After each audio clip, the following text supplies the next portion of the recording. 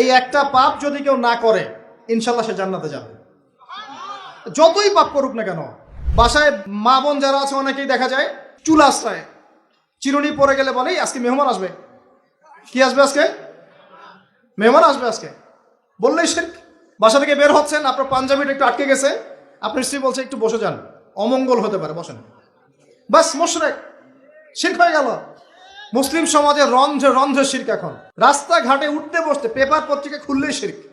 Paper খুলবেন রাশিফল, সিংহ রাশি কন্যা রাশি, দিনটা কেমন যাবে বিশ্বাস করলেই মুশরিক হয়ে যাবে। রাস্তার পাশে টিয়া পাখি দিয়ে ভাগ্য পরীক্ষা করছে, হাতটা দেখে দেন তো ভাই কি আছে, বললেই শিরক হয়ে যাবে।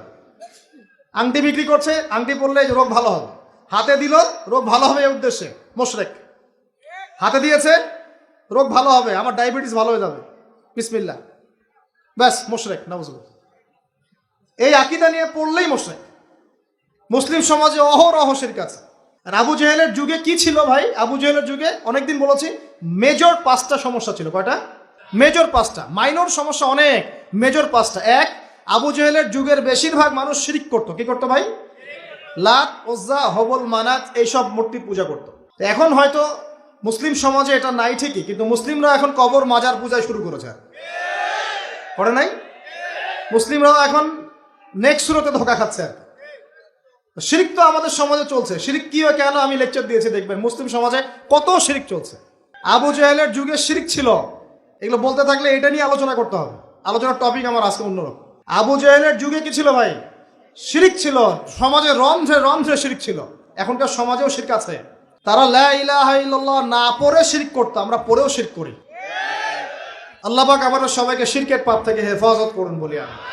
এই একটা পাপ যদি কেউ না করে ইনশাল্লাহ সে জান্নাতে যাবে, যতই পাপ করুক না কেন। জেনা করেছে, মদ খেয়েছে, মিথ্যা বলেছে, অনেক কিছু করেছে, শুধু শিরকের পাপ করে নাই, আল্লাহ তাকে মাফ করে দিবেন ইনশাআল্লাহ। বিশ্বাস করলেন না কথাটা? নবীজি বলেছেন এই উম্মতের যে কোনো ব্যক্তি যতই পাপ করুক না কেন আল্লাহ পাক সমস্ত পাপ মাফ করতে পারেন, কিন্তু শিরকের গুনাহ আল্লাহ পাক মাফ করবেন। তওবা করে যদি মারা না যায় মাফ করবেন না। একটা এক্সাম্পল দিয়ে বোঝাচ্ছি, তাহলে ক্লিয়ার হয়ে যাবে। মনে করেন কেউ একজন জেনা করেছে, তওবা করার সুযোগ হয় নাই, মারা গেছে, নাউজুবিল্লাহ। এখন আল্লাহ পাক কিয়ামতের মাঠে এই জেনার পাপটা মাফ করে দিতে পারেন, যদিও সে তওবা করে নাই। যদিও সে তওবা করে নাই, আল্লাহ পাক এই পাপটাও মাফ করতে পারেন।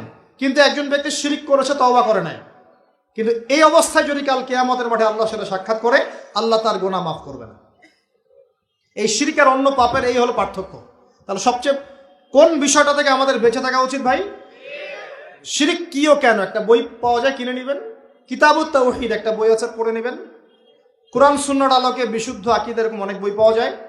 আর আকীদা সংক্রান্ত একটা অনবদ্য বই হলো আল আকীদা আত তাহাওয়িয়া।